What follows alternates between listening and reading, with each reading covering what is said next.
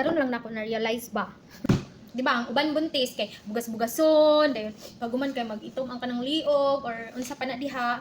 Ako ang kuan ilo kay ni itom siya very very light. Pero dili kay nga as in itom gid siya pero basig kuan kanang maitom ra ni siya mga 6 months. So wala pa gid siya totally ni kuan ni itom gyud nga mura siya uling. But di ba ang uban kay bugason ako adi ay bugas na realize na ako karon na adiri akong bugas-bugas. Adiri nadiri. Pero dili kay siya daghan. Dayon paghuman aside from this kuan acne sa ko ang chest, ako mga kagid. Oh my god, nanaka na diri unya dili nako siya ma. So here, sumuuni siya oh kagid. Wala na usab sa akong nawong pero na ako'y mga churbaler diri sa ako ang inside sa clothes na ko ba. Kanang mga kuan mga tago na sa ako ang lawas. Na ako'y acne sa chest, na ako'y kagid-kagid diri sa akong isig kakilid sa oh my gosh. Dili kay taga na ako'y makitaan nga churbaler kanang dili gid kayo na ko close nga kuan kauban sa work. Pero we know each other's faces. So mao to karon lang nako na realize kay nakoy kuan kauban diri sa work.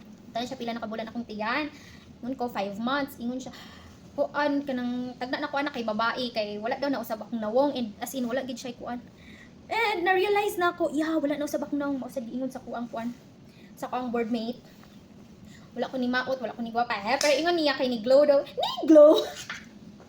Pilingon pero so ni glow daw ko. Thank you ma'am. Ni kon pero ni bukad ako atay. So maotong Prag maura ni ang changes.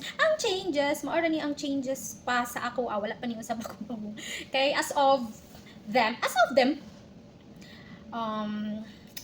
wala pa ni maot. Wala na usab akong nawong. And, wala lang. Feeling gwapa lang feeling gwapa. So, mara to. Walang to ko na-realize. No, gi-share lang na ako. Dagan kay kong kagin. Nya, dili pa jud ko makatambal kay bawal magputang-butang og mga ointment. Pero usahay nung pagka nang kagi kanang katul na gyud kay ginubutangan na gyud na ko siya. So, walang tubayan.